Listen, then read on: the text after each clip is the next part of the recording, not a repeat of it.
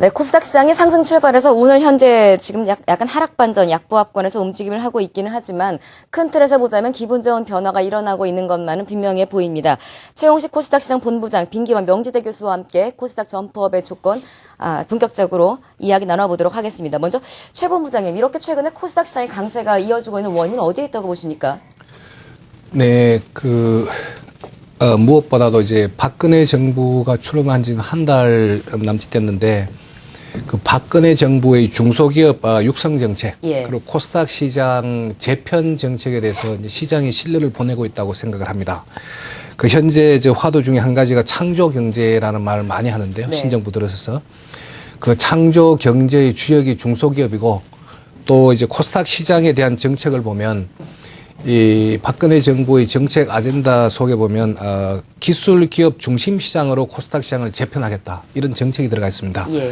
여기에 대해서 이제 외국 투자가들이나 기관 투자가들이 신뢰를 보이고 있고 거기에 대한 신뢰가 이제 매수세가 유입되는 그 현재의 상황으로 나타난다고 생각을 하고요. 두 번째로 말씀드리고 싶은 부분은 이제 이 코스닥 시장의 문제 중에 계속 이제 거론됐던 부분이 건전성 문제인데. 예. 이 건전성 부분도 꽤 많이 이제 좋아졌다고 생각합니다. 2009년도에 저희 거래소에서 상장 폐지 실질 심사 제도를 운용을 시작을 했는데 그때 이후로 지금 245개의 부실 기업이 퇴출이 됐고요. 예. 그에 반해서 한 213개 정도의 아주 프레시하고 그 경쟁력이 높은 그런 기업들이 이제 상장이 되다 보니까 시장 전체적인 그 건전성이 많이 좋아지지 않았나 이런 생각이 듭니다. 네. 그리고 마지막으로 이 최근에 상장되는 그 기업들을 보면 이 기술력뿐만 아니라 하여튼 그 수익력 차원에서도 아주 이제 강한 예. 그 전 세계 어디를 내놔도 손색이 없는 그런 기업들이 상장이 되고 있기 때문에 이런 부분들이 종합적으로 합쳐져서 시너지를 내고 있는 게 아닌가 생각을 합니다. 정부의 새로운 정책과 더불어 시장의 건전성, 특히나 좀 이렇게 질 좋은 기업들의 필터링이 한번 이루어졌던 것이 지금 코스닥 시장의 이제 강세 배경이라는 분석이신데요. 그렇다면 빈 교수님, 올해 정말 코스닥 시장이 어떤 장기적인 부진에서 벗어나서 새로운 역사를 쓰게 될 것이라고 예상하십니까? 그 창조 경제라는 그 용어가 이제 새로 등장했을 뿐인데 사실 예. 그런 그 한국 경제가 나아갈 방향에 대한 뭐 비전에 대해서 어느 정부나 유사한 그런 목표를 갖고 있었다고 생각이 됩니다. 그래서 우리나라 경제가 처한 현실상 인적 자원 중심의 어떤 그런 기술 및 지식 기반의 그런 그 산업의 중요성은 두말할 것도 없고요. 예. 뭐 물론 이제 신정부의 창조 경제라고 하는 그 모토와 그 방향에 대해서는 100% 공감하지만 무엇보다도 이제 창조나 창이라고 하는 것은 정부가 하는 것이 아니라 시장이 하는 것이라는 그렇죠. 것을 예. 잘 주지를 해주시면 좋겠습니다. 그리고 이제 코스닥 시장 입장에서는 아마 그 창조 경제에 좀 부합하는 그런 특성을 갖고 있기 때문에 아마도 신정부의 그런 그 창조 경제 드라이브에 대한 기대감 때문에 상당히 그 요즘 그 좋은 흐름을 이어가고 있다라고 이렇게 판단이 되고요. 코스닥 시장뿐만 아니라 주식 시장이 항상 그렇듯이 뭐 근거 없는 좀 장밋빛 미래나 이런 것 좀 경계를 할 필요가 예. 있겠습니다. 예. 실제로 2000년 초반에 그 IT 버블 때문에 그 당시에 그 코스닥 지수가 1000까지 그 오른 적이 있었었는데 그때 사실 폭락을 해가지고 여지껏 뭐 한 500, 600 정도에서 이제 머무르고 있는 그런 그 상황이기 때문에 하여튼 뭐 정부가 그 창조 경제가 잘 부응하고 좀 진흥할 수 있도록 어떤 그 법제적인 환경을 좀 잘 갖추고 그리고 이제 좀 낭비적이 아니라 좀 효율적으로 재정 집행을 하면서 그 창조 경제를 좀 촉진시키는 그런 정책을 취하고 그리고 그 시장에서도 그 코스닥 상장 기업뿐만 아니라 창조 기업들이 그야말로 어떤 그 자발적인 그 창조와 창의 노력이 네. 어떻게 그 정부 정책과 조화를 이루느냐 여기에 좀 크게 달려 있다라고 생각이 됩니다. 사실 맞아요. 코스닥 1000 이야기 나오는 뭐 최근에 그 시장들 못 보셨던 분들은 코스닥이 1000이었어 놀라실 만큼의 지금 흐름을 보이고 있는데 이렇게 우리가 코스닥 550에 열광하는 이유는 그동안 또 과거 코스닥 시장에 침체기가 있었기 때문이거든요. 이 과거 부진했던 원인을 좀 살펴봐야 또 향후에 대한 전망을 논해볼 가치가 있을 것 같은데요. 과거 코스닥 시장의 침체 원인들은 어디에 있었다고 보십니까? 물론 이제 그 최근에 금융 위기 때문에 그 이제 경기 침체가 지금 진행 중이고요. 뭐 그렇기 때문에 코스닥 시장만 뭐 침체된 것은 아니고, 물론 유가증권 시장은 2007년 내지 2008년도에 최고치에 거의 뭐 이르러 있지만 아직 뭐 코스닥 시장 상대적으로 뭐 그런 수준까지는 와 있지는 않습니다. 그렇다 하더라도 전 세계적으로 이제 코스닥 시장처럼 이제 그 신기업이나 신생기업이나 중소기업 또는 뭐 하여튼 기술주 등이 이제 상장되는 이른바 이제 신시장이라고 하는데요. 그래서 일본의 자스닥이나 뭐 캐나다의 뭐 TSX나 뭐 영국의 에임 뭐 이런 신시장들이 있는데 그래도 신시장들 중에서는 코스닥 시장의 성과가 뭐 하여튼 위험 대비를 볼 때 가장 좋게 나타나고 있고요. 그리고 사실 전 세계적으로 이런 신시장 중에서 나스닥 다음에 시가총액을 큰 시가총액을 자랑하는 곳이 바로 또 코스닥 시장입니다. 예. 그렇다면 이제 국내적으로는 왜 유가증권 시장이 좀 상대적으로 못 미쳤느냐, 뭐 이런 의문이 제기될 수가 있겠는데, 한편으로는 좀 지난 정부가 좀 과도하게 대기업 위주의 정책을 폈던 탓도 있다라고 생각은 되지만 그게 예. 아주 뭐 본질적인 이유는 아닌 것 같고요. 무엇보다도 경기 침체 상황에서 좀 아무래도 미래에 대한 어떤 밝은 기대나 전망이 좀 사라졌고, 그리고 어떤 신기술 개발을 통해서 어떤 새로운 부가가치를 창출해야겠다라는 뭐 이런 어떤 역동성이 뭐 이런 환경 속에서 좀 많이 떨어지고, 뭐 투자자들도 아무래도 뭐 경기 침체이다 보니까 상당히 안전성을 좀 택한 그런 결과가 아닌가 생각이 됩니다. 결국 우리 과거에 우리 코스닥 시장이 좀 침체기를 거칠 수밖에 없었던 여러 원인 중에 이제 하나가 정부 정책 자체도 좀 대기업 위주의 정책들이 있었고, 무엇보다 가장 시장의 중요한 핵심이 시장 참여자들의 이제 참여에 대한 어떤 심리적인 문제라 그럴까요? 이런 부분도 함께 작용했다라는 건데요. 하나하나 그러면은 앞으로 풀어가야 될 과제니까 풀어보도록 하죠. 먼저 정부 정책 이야기 나눠보겠습니다. 최영식 본부장님, 코스닥 시장 기대감을 올해 이렇게 크게 갖는 이유 중에 하나가 아까 앞서서도 말씀하셨지만 대기업보다는 중소기업들 육성 정책에 대한 기대감이 무엇보다 있고요. 또 창조 경제 속에서 과연 어떤 활성화 정책들이 나올지 많은 분들이 궁금해하고 계신데요. 정책들에 관한 부분 어떤 것들이 지금 제시되고 있습니까? 예, 새 정부에서 지난 2월 21일 날 발표한 국정과제가 있습니다. 거기 보면 이제 창조 경제의 주역으로 중소기업을 꼽았고요. 또 경제 운영을 대기업과 중소기업 쌍끌이 체제로 가겠다는 방향을 제시를 하고 있는데, 그 내용을 보면 일단 중소, 중견 대기업 이런 성장 희망 사다리를 구축하겠다. 중소기업을 육성함으로 해서.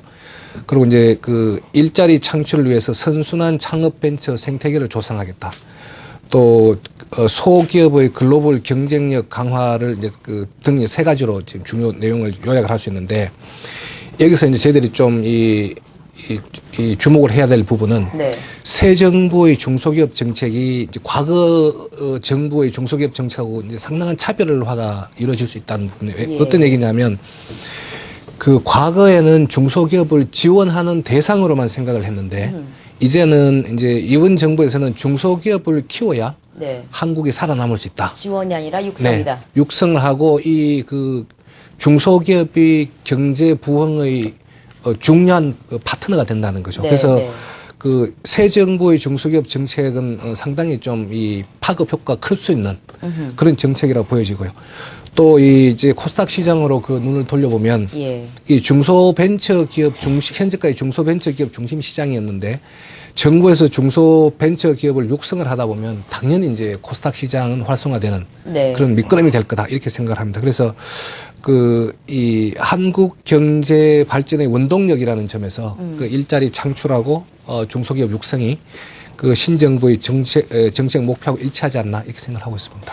지금 말씀을 들으면 상당히 기대감이 생기는 건 사실이지만 여기서 하나의 문제점은 아직은 신정부가 출범한 지 얼마 안 됐기 때문에 구체적인 뭐 대안이라든지 실질적인 우리가 지금 볼 수 있는 상황들이 없는 상태에서 이런 정책에 대한 실효성에 대해 의구심을 조금은 가질 수도 있는 상황입니다. 빈기범 교수님, 정부의 이런 중소기업 활성화 정책에 대한 실효성에 대해서는 어떻게 진단하고 계십니까? 예, 중소기업 활성화라고 하는 거는 뭐 아주 굉장히 100% 공감하고 굉장히 바람직한 어떤 방향이고, 이 캐치프레이즈 자체가 상당히 굉장히 좋다고 생각이 됩니다. 문제는 실제 정책적으로 어떻게 이제 구현할지가 이제 요게 문제고요. 지금까지는 이제 중소기업 지원을 정부가 안 했던 게 아니라 사실 신보, 기보, 중진공, 정책금융공사, 그리고 모태펀드 등을 통해서 여러 채널을 통해서 중소기업을 지원하는 규모가 적지 않거든요. 그래서 더 이상 정부 어떤 재정 자원을 어떤 중소기업으로 더 추가적으로 투입할 수는 없는 상황이라고 판단이 됩니다. 그렇다면 뭔가 민간 금융시장 쪽에서 뭔가 이제 어떤 민간 자발적인 어떤 시장 자발적인 그런 파이낸싱이 이루어지는 그런 환경을 조성을 하는 이런 방안들이 훨씬 더 이제 좀 더 효과성이 있고 좀 더 시장 친화적이다라고 이제 판단이 되고요. 그런 차원에서 최근에 이제 코스닥 시장의 상장 기준 완화 같은 이런 것들, 이런 정책들이 있겠는데, 사실 이게 잘 돼서 이제 중소기업들이 뭐 정부 지원을 받지 않고도 뭐 시장 기반으로 잘 그 성장을 하고 네. 뭐 부가가치를 또 창출을 하고 뭐 그런 와중에 정부 재정도 뭐 절약할 수 있고 뭐 세수도 늘어날 수 있고 굉장히 좋은 효과가 많이 있을 거다라고 생각하게 됩니다. 근데 문제는 그 상장 기준의 어떤 적정선을 이제 찾는 게 이제 쉽지 않은 그런 문제가 되겠는데 너무 낮아도 안 되고 너무 높아도 안 되고 뭔가 그 중간적으로 개념적으로 뭔가 그 최적의 어떤 수준이 있을 텐데 이걸 뭐 네. 답을 찾을 수는 없습니다.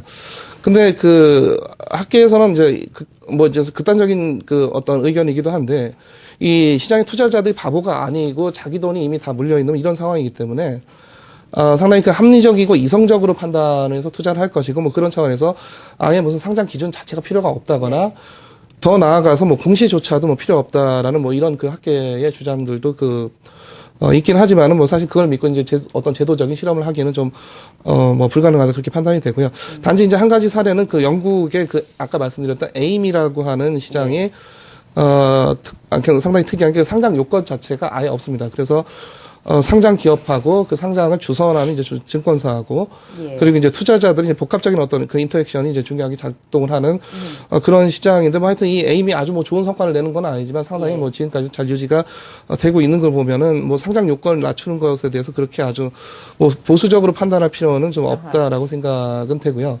그렇다 하더라도 물론 이제 기업이 열심히 했는데 그 결과가 실패다. 뭐 이거는 뭐 어쩔 수가 없는 상황인데 뭐 심각한 문제는 그 기업의 경영진이나 이제 대주주가 어떤 투자자 시장 이제 기만하고 속이고 뭐 이런 그 행위들이 네. 문제고요.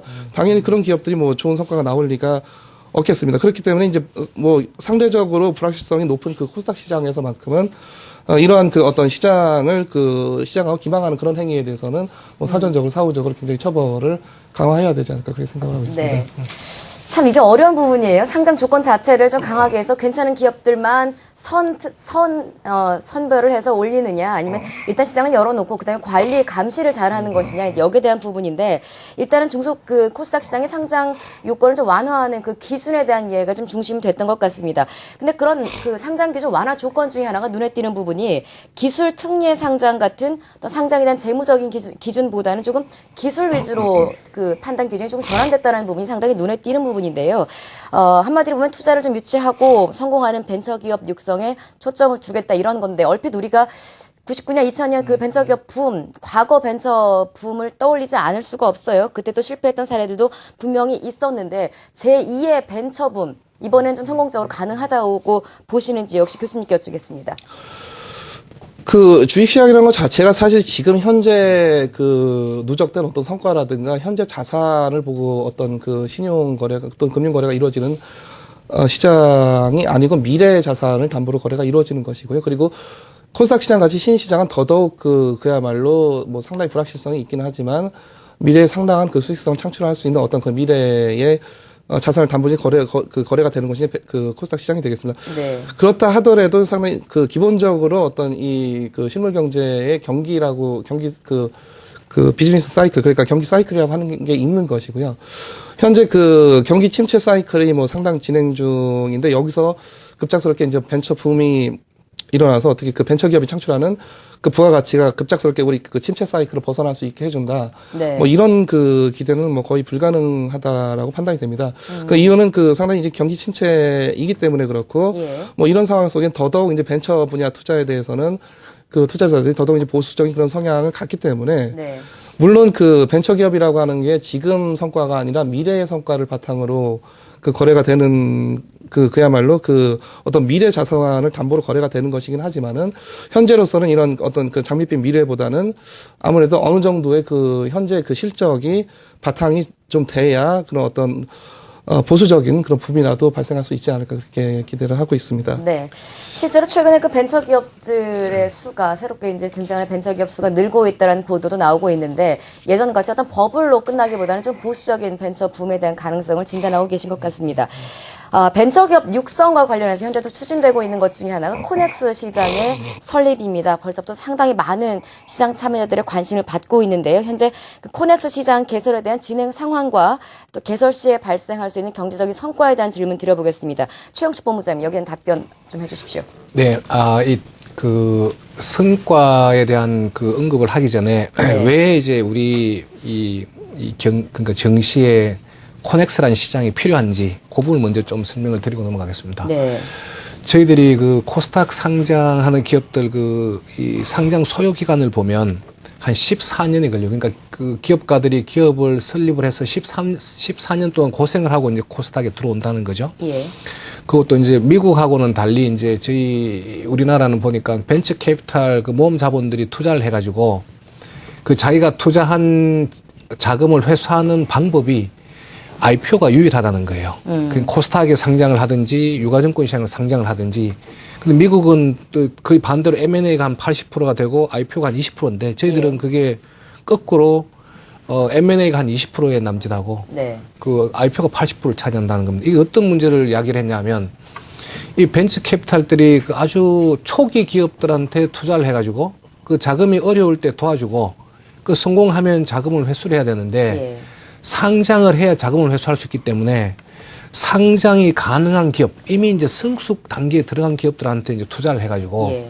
그 실제 역할을 못 하고 있었던 거죠. 네네. 그래서 그 이 기업 입장에서 보면 이제 그 은행 대출에 의존할 수밖에 없고 그 벤처 캐피탈이 들어가기 전 단계 기업들은 그러면 또 이제 은행 대출이 늘어나면서 대출 금리도 올라가고 이러다 보니까 재무 구조는 더 나빠지고 뭐 이런 그 아주 악순환이 있었다는 거죠. 그래서 이 벤처 캐피탈이 좀 더 초기 기업에 투자를 하고 예. 그 회수하는 걸 받아주는 시장, 그 세컨더리 벤처 캐피탈 역할을 하는 시장이 필요하겠다는 게 저희들 생각이었습니다. 예. 그래서 또 저희 시장도 보면 이 그 성장 과실만 가만히 따먹는 게 아니고 일부는 리스크도 테이킹을 하고 그 힘들어하는 기업들을 도와줄 그 책임이 있다는 거죠. 그런 차원에서 이제 코넥스를 저희들 고안을 하게 됐고 예.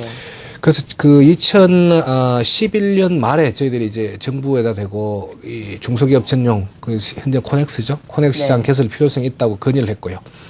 그때 마침 이제 정부 쪽에서도 중소기업 금융환경 혁신 대책이란 네. 어떤 특단의 대책을 강구를 하고 있었는데 그 일부분으로 추진이 되어 왔던 사안입니다. 그리고 현재는 지난 2월 22일 날 금융위에서 관련된 규정안을 다 승인을 받았고요. 네.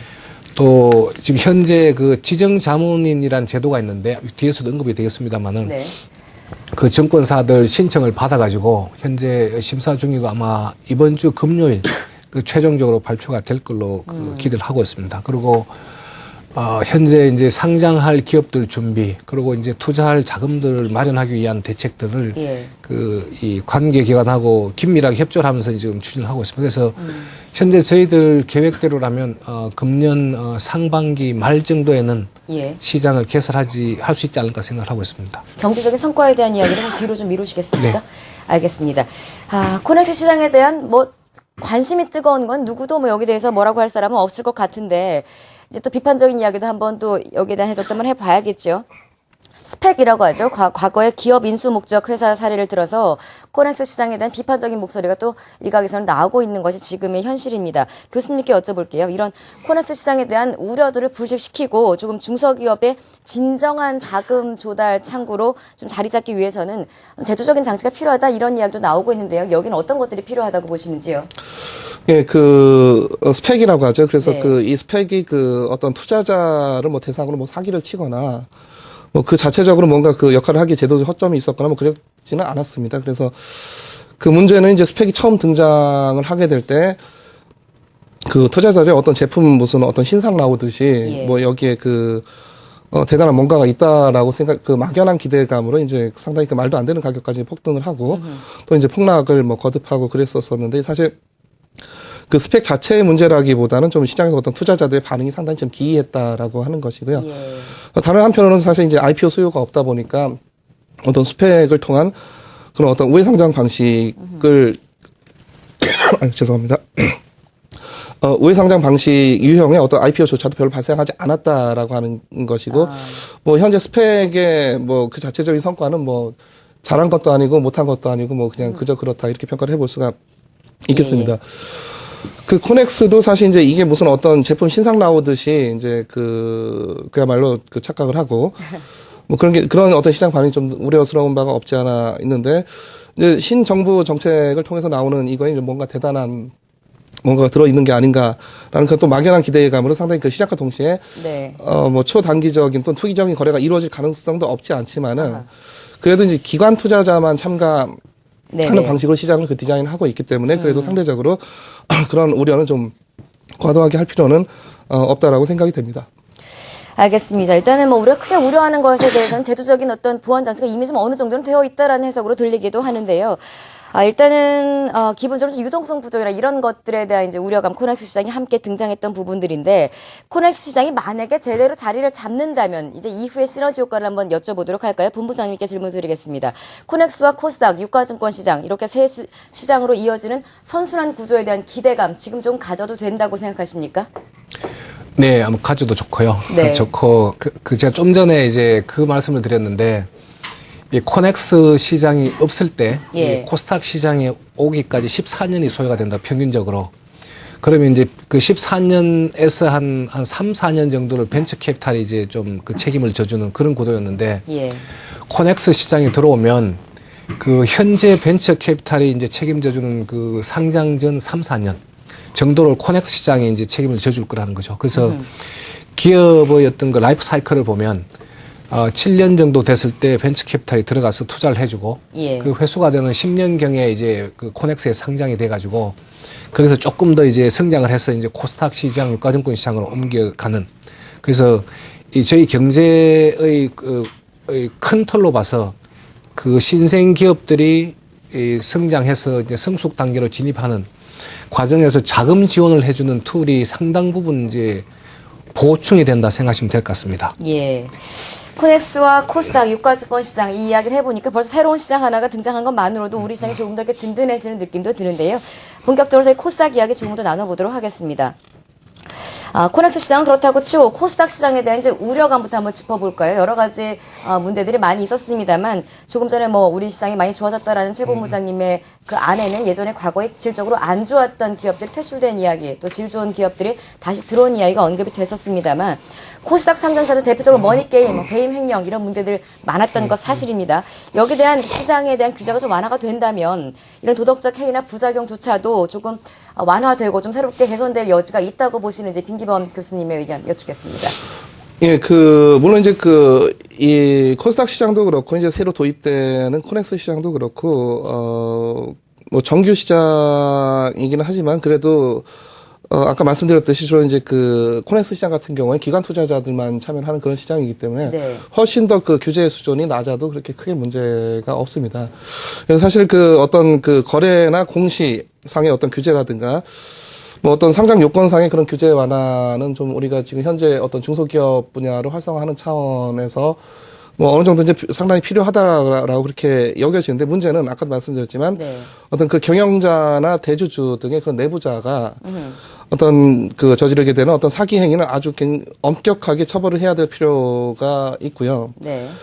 물론 사전적으로도 방지하려는 노력도 필요하고 사후적으로도 굉장히 엄격하게 엄벌에 처해야 될 필요가 있습니다. 코스닥 기업도 그렇고 코넥스 기업도 그렇고 사실 신생 기업이기 때문에 네. 뭐 사실 제대로 하는 그런 기업이라고 하더라도 상당히 불확실성이 높을 수밖에 그렇죠. 없는데 거기다가 뭔가 내부자의 도덕적 해이에 따른 어떤 그런 불확실성까지 더 더해진다. 예. 그러면 사실 코스닥 시장, 코넥스 시장이 살아남을 길이 없습니다. 그래서 물론 모든 주식시장이 다 마찬가지이겠지만 이제 예. 코스닥 시장만큼은 그런 내부자 거래라든가 어떤 미공개 정보를 이용한 거래라든가 어떤 주가 조작이라든가 어떤 거짓 그런 풍문을 유포하는 등의 그런 불공정 거래에 대해서는 상당히 엄격하게 금지하는 그런 좀 방안을 강구해야 될 필요가 있다고 생각이 듭니다. 네, 코스닥 시장의 상장 요건이 완화되는 만큼 여기에 대한 또 규제나 감시 정책도 역시 조금 새롭게 등장할 필요성이 있어 보입니다. 그래서 코넥스 시장 개설과 코스닥 시장이 조금 더 활성화되는 이런 시장에 대한 전망치를 두고 사실 시장 참여자의 주축이라고 할 수 있는 증권사들의 의견은 썩 긍정적이지만은 않습니다. 여기에 대한 일례로 코넥스 시장의 지정 자문인 제도를 두고 이제 말이 좀 많은데요. 수익성이 아직 검증되지 않은 상태에서 후폭풍에 대한 우려감이 좀 큰 것 같습니다. 본부장님께 여쭤보겠습니다. 여기에 대한 부분은 어떻게 생각하십니까? 네, 이제 지정 자문인 관련해서 답변 드리기 네, 전에 네. 좀 전에 질문, 우리 빈 교수님께 예, 질문에 그러십시오. 잠깐 언급을 하고 넘어갔으면 좋겠는데요. 저희 거래소에서 이제 중점을 두고 상장 심사를 할 때 중점을 두고 보는 것 중에 한 꼭지가 이제 CEO의 도덕성, 예. 시장에 대한 어떤 이 존중, 뭐 이런 부분인데 아까 제가 말씀드린 그 2009년부터 200만 5개 기업이 네. 퇴출이 됐다고 했는데 저희들이 상장 폐지를 해보니까 기업을 폐지하는 게 능사가 아니더라는 거죠. 그래서 어떤 문제가 생기냐면 기업을 폐지를 했는데 그 기업을 나쁘게 하고 폐지까지 이렇게 한 그 주축 멤버들이 다른 기업으로 또 뛰어가요. 그렇죠. 그래서 이거는 이제 기업을 상장 폐지하는 게 능사가 아니겠다는 결론을 내렸고, 예. 그래서 저희들이 현재 이 시장 건전성을 저해하는 그런 사람들의 어떤 명단을 확보를 하고 있습니다. 그래서 그걸 데이터베이스식으로 지금 구축을 하고 있는데, 현재 한 5,200명 정도가 거기 데이터베이스에 수록이 돼 있고요. 네. 그 자료는 이제 저희들이 상장 폐지 심사를 할 때라든지 그 신규 상장 심사를 할 때 그 활용을 하고 있기 때문에 앞으로는 이제 코스닥이든 코넥스든 이 시장에서 그 최고 경영진의 어떤 불건전 행위는 상당히 줄어들 수 있는 여건이 갖춰진 거 아닌가 생각을 합니다. 말씀을 들으면 정말 상당히 실질적인 고민을 하고 계셨다라는 네, 네. 안도감이 드네요, 저는. 네. 예, 그럼 제가 다시 소개를- 이제, 네. 예. 그 지정 자문인 좀 말씀을 드리면 네네. 현재 저희들이 심사를 하고 있는 중입니다. 말씀하신 대로 총 이제 26개 정도 되는 증권사가 이제 지정 자문 역할을 할 수 있는 자격이 있는데 그 중에 이제 총 23개 증권사가 신청을 했어요, 보니까. 예. 그래서 이 신청한 이유를 보니까 이제 신정부의 핵심 정책 중에 한 가지다, 이 부분이. 그래서 상당히 관심을 갖고 있는 것 같고요. 근데 문제는 이 지정 자문인의 어떤 역할이 그 정권사의 수익 차원에서 충분한 시장 발륨이 될 거냐. 예. 거기에 대해서 이제 저희들이 생각을 해보니까 모든 정권사들에게 지정 자문인 역할을 부여했을 경우에 경쟁만 과다해질 뿐이지 그 자체 이 수익력이 확보되는 그런 규모는 아니다. 그런 판단하에 지금 한 절반 정도 생각을 하고 있습니다. 그래서 일단 숫자를 좀 제한을 하고요.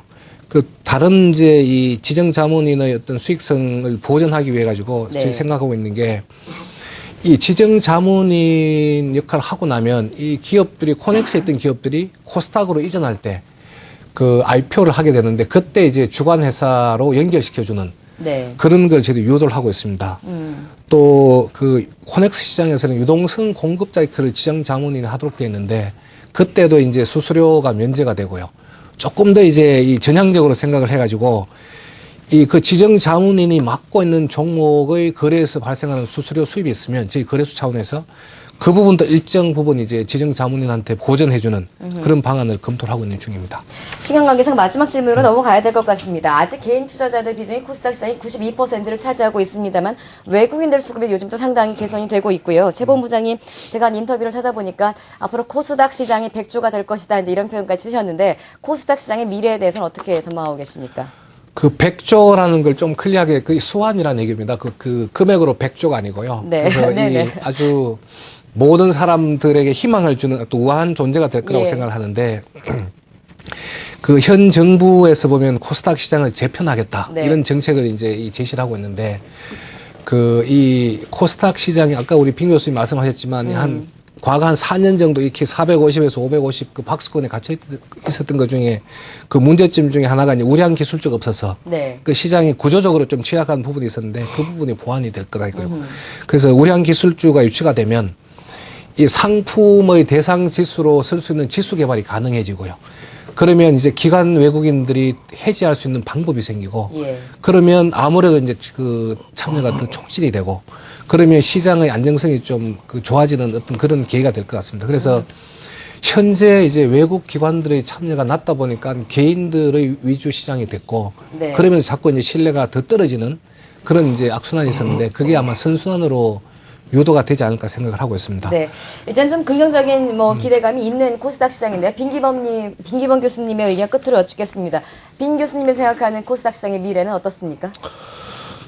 사실 국내 시장끼리 경쟁을 한다는 건 조금 좀 우스운 얘기겠지만은 언젠가는 코스닥 시장의 시가총액이 유가증권 시장의 시가총액을 상회하는 그런 시대가 오면은 상당히 네. 한국 경제의 미래가 밝다라고 생각이 됩니다. 사실 그래서 코스닥 시장의 어떤 미래 비전에 대해서는 뭐 하여튼 그 아까 말씀드렸듯이 그야말로 그 장밋빛 미래만으로 지금은 뭔가 성장해 나가기는 좀 어려운 상황이고 하루빨리 그 성과를 만들어서 이 코스닥 시장의 그 투자자들의 어떤 그런 리스크 테이킹에 대해서 위험 감소에 대해서 뭔가 이제 보답을 하는 그런 그 시기가 좀 앞당겨졌으면 좋겠고요. 뭐 그런 와중에 뭐 하여튼 정부 정책과 참 맞물려서 네. 코스닥 시장이 크게 성장하고 뭐 언젠가는 뭐 유가증권 시장뿐만 아니라 네. 뭐 전 세계적으로 아까 나스닥 다음에 두 번째 시가총액이라고 그랬는데 뭐 예. 나스닥 이상을 넘어서는 뭐 그런 시가총액 시대가 온다면은 뭐 한국 경제가 이미 상당히 그 뭐 선진국 뭐 최고 선진국 수준에 진입된 단계가 아닌가 생각이 됩니다. 네. 사실 우리나라 중소기업들의 질이 좋다라는 건 다들 분명히 공감을 하실 거예요. 여기는 이제 정부 어떤 지원책이라든지 여러 가지 제도적인 것만 조금 보완이 된다면 두 분이 말씀하신 밝은 코스닥 시장의 미래가 펼쳐지지 않을까 하는 생각이 듭니다. 두 분과 함께한 시간을 마무리하겠습니다. 고맙습니다. 네, 감사합니다. 고맙습니다. 자, 코스닥 시장 점프업을 위한 다양한 조건들, 최용식 코스닥 시장 본부장, 빈기범 명지대 경제학과 교수와 함께 말씀을 나눠봤는데요. 증권사 스몰캡 팀 팀장들은 우리 코스닥 시장의 미래 어떻게 보고 있을지 저희가 모아봤고요. 또 와우넷 메신저를 통해서 투자자분들의 의견도 직접 저희가 들어봤습니다. 김효진 캐스터가 정리하고 있습니다. 네, 안녕하세요. 김효진입니다. 투기 시장에서 투자 시장으로 그 매력을 높여가고 있는 코스닥 시장. 시청자 여러분들은 과연 코스닥 시장에서 어떤 종목을 가장 유망하게 보고 있을까요? 와우넷 메신저 설문조사를 통해 211명을 대상으로 설문조사 실시해봤습니다. 지금부터 5위부터 함께 보시죠. 네, 먼저 컨텐츠 사업으로서의 정책 수혜와 한류 관련해서 계속적으로 주목받고 있죠. 미디어 엔터 업종의 YG 엔터테인먼트와 레드로버, SM이 5위에 올랐습니다. 네, 다음 보면 최근 급격한 움직임 보이면서 주목받고 있죠. 밸류에이션도 저평가됐다는 의견이 많은 자동차 부품주인 아트락스 BX와 동국실업, 경창산업이 4위에 올랐습니다. 네, 3위도 이어서 보시죠. 중국 내수 관련해서 최근 많은 화제가 되고 있는데요. 중국 경기가 살아나면서 동반 성장이 가능하다라는 의견들 많이 나오고 있죠. 분유와 제로투세븐 관련해서 매일 유업 그리고 락앤락이 3위 올랐습니다. 네, 2위도 이어서 보시죠. 고령화 트렌드와 관련 있습니다. 특히 헬스케어 관련된 정책 수혜 가능성도 주목받으면서 상승 흐름 이어가고 있는데요. 바이오 헬스케어의 유망주인 CTC 바이오와 그리고 차바이오에는 많은 지지받아 2위 올랐습니다. 네, 마지막으로 대망의 1위 살펴봐야죠. 코스닥의 시작을 주도했던 IT 업종이 1위에 올랐습니다. 넷패스와 갤럭시4 부품 관련한 종목들에 무려 반 가까이 되는 시청자분들이 선택을 해주셨는데요. 시청자분들은 코스닥에서 IT 업종을 가장 긍정적으로 평가하고 있었습니다. 네, 이렇게 시청자분들의 의견도 살펴봤는데 증권사의 코스닥 전망에 대해서도 살펴봐야겠죠. 증권사에서는 코스닥 시장 앞으로 어떤 전망 내놨을까요? 네, 스몰캡 팀장을 중심으로 인터뷰해봤습니다. 함께 살펴보시죠. 네, 먼저 동부증권 김승회 팀장 의견입니다. 올해 코스닥 전망 대단히 긍정적으로 제시하고 있는데요. 경기 회복 국면에 턴어라운드 시기에는 중소형주 중심의 실적 회복 가시성이 크다는 의견입니다. 1999년과 2005년과 마찬가지로 2013년도 정부 정책이 변화했죠. 중소기업 중심 창조경제 등이 코스닥 시장을 더욱 활성화시킬 것으로 예상합니다. 3년간 코스닥 밴드였던 450에서 550선 뚫고 앞으로 600선도 바라볼 수 있다는 의견이고요. 업종 관련해서는 통신업종과 소프트웨어 업종 제시했습니다. 네, 현대증권 이어서 보시죠. 역시나 긍정적 전망인데요. 앞으로 정책 수혜가 가장 긍정적인 이유다라고 전했습니다. 업종별로는 중국 소비 관련해 메일 유업과 락앤락, 그리고 기술력을 갖고 있는 원전 계측 관련된 우진, 자동차 표면 처리 관련된 화진과 플라스틱 소재 전문으로 하는 상하 프론테크 탑픽으로 제시했습니다. 네, 삼성증권 스몰캡 장정훈 팀장 의견입니다. 코스닥 대형 종목들의 성장 스토리 참고했을 때 앞으로 성장 가능성 충분하다라는 의견이고요. 거래소 시장으로의 이전이나 큰 종목의 변동이 일어나지 않은 한 올해 550 고점 돌파와 안착이 가능할 것으로 전망하고 있습니다. 단기적으로 수급 부담은 있지만 이 경우에도 실적과 펀더멘탈이 탄탄하면 회복할 것으로 전망합니다. 바이오 정책 수혜주 등의 단기 테마보다는 실적이 받쳐주는 IT 업종 중심 전략 제시했습니다. 네, 마지막으로 NH농협증권 문현식 연구원 의견입니다. 코스닥 시장 2, 3월간 계속해서 상승 흐름 보였는데 단기적으로 부담 예상한다는 다소 부정적 의견 내놨습니다. 코스피에서 그간 디커플링으로 약세 보였던 대형주들 곧 동조화될 것으로 의견 내놓으면서 코스닥 오히려 좀 부담이란 의견인데요. 기존 주도 업종이었던 IT 업종 둔화 가능성도 있고 기존의 IT보다는 에너지 관련주와 중국의 미국 내수 관련주 제시했습니다. 네, 지금까지 코스닥 시장 시청자 의견과 증권사 전망 살펴봤습니다.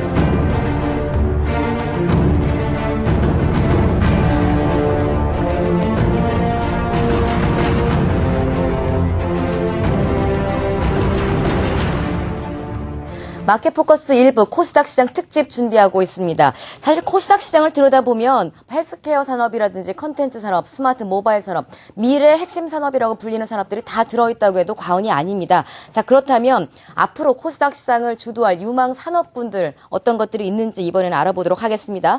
동양증권 스몰캡팀 최현재 팀장 스튜디오 모셨습니다. 어서 오십시오. 예, 안녕하십니까. 특집을 저희가 하고 있으니까 점점 코스닥 시장에 대한 기대감이 이렇게 뜨거워지는 것 같은데요. 2분기 이후에 우리 코스닥 시장 어떤 산업들이 부각될 것으로 보시는지요?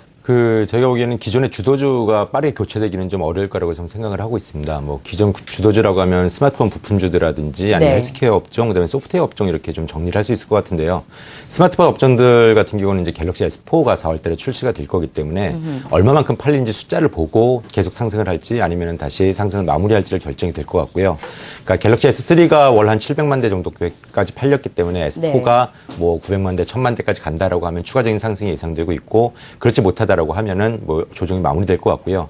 헬스케어나 소프트웨어 업종 같은 경우도 성장성을 결국 먹고 사는 산업이기 때문에 정부 정책이라든지 이런 감안을 했을 때 뭐 분기 실적이 한번 부러진다든지 이런 일이 벌어지지 않는 한 계속의 상승을 좀 할 거라고 생각을 할 수 있습니다. 결국 주도주의 변화라는 거는 뭐 화학이라든지 철강 같은 소재주라든지 아니면 기계류들 이런 쪽이 좀 돌아서야 되는데 현재 매크로 상황을 봐가지고 그런 쪽이 지금 주도주로 부각되기는 약간 어려운 상황이기 때문에 기존의 주도주가 2분기 이후에도 좀 이어지지 않을까 이렇게 판단을 하고 있습니다. 기존 주도주의 스마트폰 부품주들에 대한 강세도 예상을 하고 계시고 무엇보다 정부 정책 관련주들 언급을 하셨는데요. 이 부분부터 한번 체크해 보도록 할까요? 정부 정책 관련주들이라고 하면은 아무래도 이제 그 정책 수혜주라는 건 사실 좀 개념을 좀 정리할 필요가 있을 텐데요. 보면 이제 정책 수혜주라는 건 정부가 새로 들어서서 5년 동안 이 정부가 도대체 어디다 힘을 줘가지고 그 예산적이라든지 이런 쪽으로 정책을 추진하면서 지원을 해주냐가 가장 중요한 것 같고요. 결국 산업하고 기업의 실질적인 수혜가 중장기에 걸쳐서 나는 거를 정책 수혜주라고 할 수 있습니다. 흔히 이제 대선 직전에 있었던 대선 테마주라고 하는 단기적인 급등락을 보이는 그 주식들하고는 좀 구별이 돼야 될 것 같은데요. 예를 들자면은 김영삼 정부 시절에는 이제 세계화라고 해가지고 자본시장을 개방을 하면서 외국인 투자자들이 들어오면서 뭐 저PR주라든지 이런 거에 대한 가치주에 대한 혁명이 일어났었고요. 김대중 정부는 아무래도 외환위기 극복이라든지 고용 이게 가장 중요했기 때문에 IT라든지 이런 쪽에 이제 지원을 해주면서 현재 우리나라 IT 강국의 어떤 기반이 마련됐다고 할 수 있을 것 같습니다. 노무현 정부 시기에는 과학기술에서 굉장히 뭐 그 지원을 많이 하면서 뭐 부총리로 격상시키고 이런 모습이 좀 나아지긴 했었는데요. 이제 그런 거가 현재 이제 뭐 그때 조금 약간 뭐 문제가 있긴 했지만 바이오 산업들의 성장의 토대를 마련했다고 생각이 되고 있습니다. 마찬가지로 이명박 정부 시기에도 뭐 신성장이라든지 뭐 녹색 성장 이런 개념이 그 부과가 되면서 관련 산업들이 많이 올랐고요. 네. 결국은 이번 이제 박근혜 정부에서는 어떤 업체들이 이제 그 수혜를 받을 거라고 생각을 해보면은 결국 수출하고 내수의 균형을 맞추고 과학기술을 중요시하는 거는 기존하고 이제 똑같은 개념이기 때문에 네. 아무래도 이제 그 어떤 고용을 창출할 수 있는 뭐 소프트웨어라든지 컨텐츠 이런 쪽 내지는 아니면은 뭐 영화라든지 게임기 같은 이런 좀 뭔가 그 하드한 것보다는 가벼운 쪽에만 지원이 많이 갈 것 같고요. 그렇다면 결국 그런 종목들이 많이 들어있는 코스닥 시장이 계속해서 좀 강세를 이어가지 않을까 이런 결론을 좀 내릴 수 있을 것 같습니다. 역시 어쩔 수 없이 우리 정책 주역의 대표 주자인 어떤 종목들도 꼽아봐야 될 것 같고 무엇보다 소프트웨어 산업 자체를 창조 경제의 정책 주역으로 이제 부각시키고 계신 것 같은데요. 그렇다면 소프트웨어 산업에 관한 질문 이번엔 드려볼까요? 예. 향후 성장성 어디까지 보십니까? 그 소프트웨어 산업이라고 하는 게 이제 사실은 지금 가장 부각되는 이유 중에 하나가 뭐 미래에 굉장히 성장하는 산업이기도 하지만 그 대기업들의 제조업 중심의 어떤 그 산업들 같은 경우는 사실 해외로 지금 공장들이 많이 나고 있어서 고용 유발 효과가 그렇게 크지가 않습니다. 반면에 소프트웨어 산업이라는 거는 아무래도 자본적인 어떤 투자보다는 인적 투자의 개념이 좀 강하기 때문에 예. 고용 유발 효과가 크기 때문에 현 정부에서 계속 지원할 수밖에 없을 것 같고요. 전 세계 산업의 트렌드 자체가 이번에 뭐 갤럭시 S4 이 발표에서도 보였듯이 하드웨어적으로 좋아지는 부분도 있긴 하지만 소프트웨어적으로 뭐 아이스크롤이라든지 이런 굉장히 다양한 것들이 들어가는 게 결국 소프트웨어적인 처리를 해줘야 되는 부분이 있어서 네. 그쪽 관련된 그 산업이 좀 성장을 할 수 있을 것 같고 결국은 이제 성장하는 게 하드웨어 성장과 관련된 네. 모바일 디바이스 쪽에 들어가는 소프트웨어주들 그다음에 우리나라가 이제 강점을 가지고 있는 게 영화라든지 아니면은 뭐 게임 산업 같은 경우에 굉장히 강점을 가지고 있기 때문에 예. 그런 쪽 같은 경우 인력도 많이 필요한 데다가 기술력도 갖추고 있어서 성장을 좀 이렇게 그 빠르게 나타나는 산업이 되지 않을까 이렇게 생각을 하고 있습니다. 네.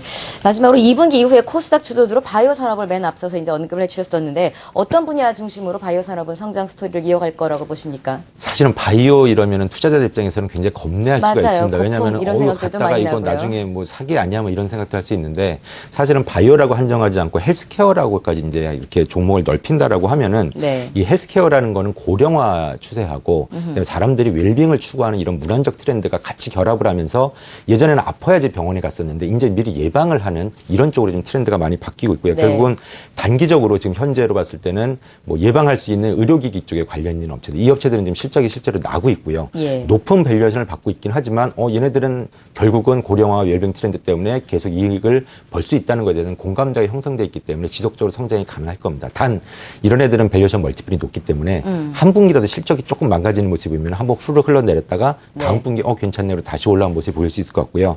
저희가 이제 아까 말씀드렸던 바이오 쪽이라고 하면은 예. 사실은 뜬구름 잡는 예비 내지는 현실적으로 뭐 이렇게 일상이 이제 들어간 아직 많은 시간이 남은 이런 거보다는 예. 이제 바이오라든지 이런 어떤 그 뭐 신약이라든지 이런 쪽에 되면서 이제 막 시장이 열려서 네. 매출도 아직은 작긴 하지만 시작이 된 업체들 같은 경우는 일단은 시장 자체가 열린 상태에서 빠르게 성장할 가능성이 있기 때문에 바이오 중에서도 시장이 초기 시장 국면에 진입한 그 업체들 중심으로 좀 관심을 좀 가져야 되지 않을까 이렇게 생각을 하고 있습니다. 네. 저는 코스닥 특집 저희 마지막 코너로는 스몰캡 팀장과 함께 2분기 유망한 코스닥의 업종들 한번 살펴봤습니다. 쭉 한번 훑어보니까 그림이 좀 그려지기도 하고요. 점차 우리 코스닥 시장에 대한 기대감도 커지고 있는데요. 많은 분들의 전망대로 좀 코스닥 시장에 보다 큰 활기가 이어지길 바라겠습니다.